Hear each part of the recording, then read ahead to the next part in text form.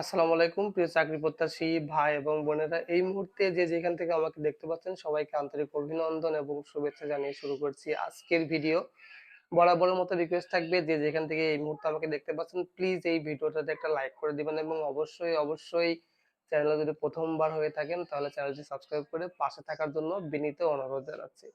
তো আপনারা জানেন যে আমি বেশ কিছুদিন নিয়মিত ভিডিও দিতে পারিনি, তার বিশেষ কারণ ছিল যে আমি এই কয়দিন খুবই সিক ছিলাম বা অসুস্থ ছিলাম, যেটা এই মুহূর্তে আপনারা আমার ফেস কাটিং দেখেই বুঝতে পারছেন। তো যাই হোক, আমি অসুস্থ ছিলাম কি জাহান্নামে ছিলাম সেটা পরের কথা।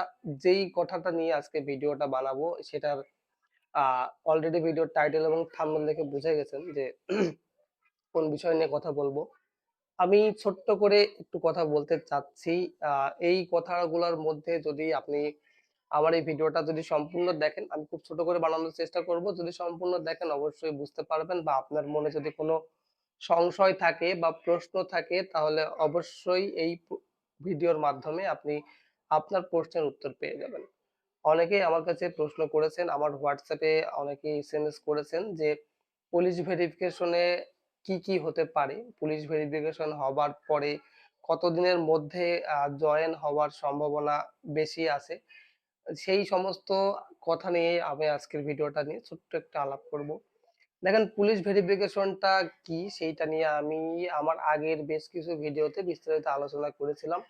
এখন যদি একটু ছোট করে বলতে চাই যে পুলিশ ভেরিফিকেশন আসলে কি। সরকারি চাকরির ক্ষেত্রে পুলিশ ভেরিফিকেশন একটা খুব বড় গুরুত্বপূর্ণ ভূমিকা পালন করে। আপনি দেশের কোনো ক্ষতি করছেন কিনা, অর্থাৎ আপনি দেশের বিরুদ্ধে যদি কোনো ষড়যন্ত্র করে থাকেন, বা আপনি যদি দেশদ্রোহী কোনো কাজ করে থাকেন, অথবা আপনার নামে যদি কোনো ফৌজদারি মামলা থেকে থাকে, আপনি কোনো মাদকের সঙ্গে যুক্ত আছেন কিনা, অর্থাৎ আপনি যদি কোনো অবৈধ কার্যকলাপের সঙ্গে যুক্ত থাকেন যেটা দেশ এবং সমাজের প্রতি হুমকি স্বরূপ, এরকম যদি কোনো কার্যকলাপে আপনি যুক্ত থাকেন, তাহলে অবশ্যই পুলিশ ভেরিফিকেশনের যে নথি সেটাতে তারা উল্লেখ করবে। এরপরে সরকার আপনাকে বিবেচনা করবে যে চাকরিটা আপনাকে দেয়া যাবে কিনা। অনেকেরই হয়তো মেডিকেল হয়ে গেছে, ভাবছেন চাকরি অলরেডি শেষ হয়ে গেছে, তবে না। অ্যাডমিট কার্ড যেরকম অনেকের আসছে অনেকের আসেনি, কেউ জানেই না যে পরীক্ষা হয়ে গেছে কিনা, ঠিক তেমনই এই নিয়োগপত্র যতদিন পর্যন্ত আপনাদের হাতে না পৌঁছাবে ততক্ষণ পর্যন্ত আপনার চাকরি কনফার্ম নয়। পুলিশ ভেরিফিকেশন হবার পরেও অনেকের চাকরি হয় না। কেন হয় না? আপনারা যে ধরনের নথিপত্রগুলা সরকারের কাছে জমা দিয়েছেন, এই সমস্ত নথিপত্র অর্থাৎ আপনার মার্কশিটের ফটোকপি, আপনার আপনার সার্টিফিকেটের ফটোকপি, আপনার এনআইডি কার্ডের ফটোকপি যেটা দিয়েছেন, এইটা দিয়ে তারা ইন্টারনেটের মাধ্যমে গুগলে সার্চ করবে এবং এই গুগলে সার্চ করার পর আপনার তথ্য যদি সম্পূর্ণ 100 এ 100% ঠিক থাকে তাহলেই আপনারা নিয়োগপত্র পাবেন। অনেকের এনআইডি কার্ডের সঙ্গে বাবার নাম এবং সার্টিফিকেটের সঙ্গে বাবার নামের হয়তো কিছু আংশিক ভুল থাকতে পারে। তো ওইগুলো যদি সমাধান না করে আপনারা পরীক্ষার মানে টিকার পরে যদি এই ইউনিটে যেয়ে ভেরিফিকেশনের পরে যদি এই ধরনের কাগজপত্র দেন, আপনার সার্টিফিকেটে আপনার বাবার নাম একরকম, ভোটার আইডি কার্ডে বাবার নাম আর একরকম, তাহলে কিন্তু আপনি ঝামেলায় পড়তে পারেন। তো যাই হোক, এরকম যাদের সমস্যায় আছে তারা অবশ্যই সময় সরকার আপনাকে দিবে, হয়তোবা ১ মাস সময় দিবে। আপনি এর মধ্যে নির্বাচন অফিসে যোগাযোগ করবেন, আপনার এনআইডি কার্ড সংশোধন করে দেবে। কোন রকম কোনো টেনশন নেয়ার দরকার নাই।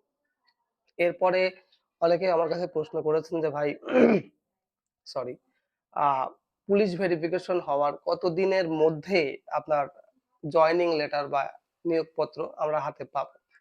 দেখেন, এইটা যদি আমি বলতে চাই তাহলে সঠিকভাবে বলার ক্ষমতা কারোর নেই। ইনফ্যাক্ট আপনি যে ইউনিটে আবেদন করেছিলেন বা যে ইউনিটে আপনার চাকরি হয়েছে, সেই ইউনিট কর্তৃপক্ষ কিন্তু বলতে পারবে না যে আপনার নিয়োগপত্র তারা কবে পাঠাবে। পুলিশ ভেরিফিকেশন হবার পরে সমস্ত কাগজপত্র আপনি যে ইউনিটে চাকরি হয়েছে ওই ইউনিটে যাবে। ওই ইউনিট থেকে আপনি যে চাকরির পরীক্ষা দেওয়ার সময় বা ভাইবা দেওয়ার সময় কর্তৃপক্ষ যে আপনাকে যে ধরনের সার্টিফিকেট আপনি তাদের কাছে দিয়েছিলেন তারা জমা নিয়েছিল, এই সমস্ত কাগজপত্র কিন্তু রেকর্ডে পাঠাবে। অর্থাৎ আপনি যে ইউনিটের আন্ডারে আবেদন করেছেন, সেই ইউনিট যে রেকর্ডের আন্ডারে, যদি আপনি বেঙ্গলের আন্ডারে চাকরি হয় আপনার, তাহলে বেঙ্গলের সেন্টার বা রেকর্ড কিন্তু চট্টগ্রামে। আবার যদি মনে করেন যে আপনি সিগন্যালের আন্ডারে দিয়েছেন, তাহলে এটার কিন্তু ওই ইসে আ মেবি সিগন্যাল খুলনাতে হবে এরকম।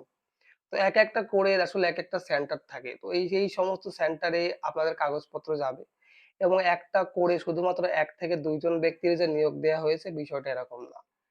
এই যে ৯০০ সামথিং বা ৮০০ সামথিং যে জনবল নিয়োগটা করা হলো, ৮৯৭ জন যে নিয়োগটা করা হলো, এই ৮৯৭ জনের কিন্তু বিভিন্ন কোডের। তো একেকটা কোডে মেবি ১০০ প্লাস ক্যান্ডিডেট পরীক্ষা দিয়ে মানে চাকরি যাদের হয়েছে, এই ১০০ জনের কাগজপত্র যাচাই-বাছাই করে তারা যখন আপনার নিয়োগপত্র প্রিন্ট করবে, এটার জন্য কিন্তু কিছুদিন সময় লাগে। রেকর্ড থেকে আবারও ডাকযোগের মাধ্যমে আপনি যে ইউনিটে চাকরির জন্য পরীক্ষা দিয়েছিলেন, সেই ইউনিটে আপনাকে এই কাগজপত্র তারা পাঠাবে। পাঠানোর পরে ইউনিট থেকে হয়তোবা আপনাকে ফোন করেও জানাতে পারে অথবা ডাকযোগের মাধ্যমে, অর্থাৎ আপনি যে এই মুহূর্তে যে ঠিকানায় আছেন বা আপনার ভোটার আইডি কার্ডে যে ঠিকানা আছে অথবা আপনি যেই ঠিকানা দিয়ে পরীক্ষা দিয়েছিলেন, ওই ঠিকানায় তারা ডাকযোগেও পাঠাইতে পারে। আর যদি হাতে খুব একটা সময় না থাকে, কারণ রেকর্ড থেকেই কিন্তু জয়েনিং এর ডেট বা সম্ভাব্য তারিখ কিন্তু রেকর্ড থেকে আপনার ওই অ্যাডমিট কার্ড সরি অ্যাপয়েন্টমেন্ট কার্ডের উপরে লেখা থাকবে। তো যদি সময় থাকে তাহলে তারা ডাকযোগে পাঠাবে। আর যদি সময় না থাকে তাহলে কিন্তু তারা আপনাকে ফোন করে জানিয়ে দেবে। এবং যেদিন থেকে আপনি জয়েন করবেন ওই দিন থেকেই কিন্তু আপনার সেলারি স্টার্ট হয়ে যাবে। আরো অনেক ভিডিও আসবে। আমি অসুস্থ থাকার কারণে ভিডিও বানাতে পারিনি। তবে থ্যাংকস আপনাদেরকে সত্যিই অন্তরের অন্তঃস্থল থেকে ধন্যবাদ জানাচ্ছি যে আপনারা আমাকে মনে রেখেছেন, খোঁজ খবর নিয়েছেন। আলহামদুলিল্লাহ এখন আমি একটু ভালো। বাট আমার চেহারার যে অবস্থা দেখতে পাচ্ছেন, আমি আজ ৫ দিন পরে বিছানা থেকে উঠছি। আমি আজ ৫ দিন পরে বিছানা থেকে উঠছি। আমার প্রচুর জ্বর ছিল, তো ঠান্ডা ছিল, কাশি ছিল। যার কারণে না কথা বলা যাচ্ছিল নাকি সেজন্য ভিডিও বানাতে পারিনি। আপনারা আমাকে মনে রেখেছেন, এই জিনিসটা আমি আপনাদের সারা জীবন কৃতজ্ঞ থাকবো আমি অন্তরের অন্তঃস্থল থেকে। পরবর্তী ভিডিওতে আরো নতুন কোনো তথ্য হয়তোবা আপনাদের সঙ্গে শেয়ার করব যদি আল্লাহ তাআলা হায়াত দারাজ করে থাকেন। সেই পর্যন্ত বা সেই ভিডিও দেখার আমন্ত্রণ জানিয়ে আমি রাজ আজকের মতো এখানে বিদায় নিচ্ছি। সবাই ভালো থাকবেন, সুস্থ থাকবেন। আল্লাহ হাফেজ।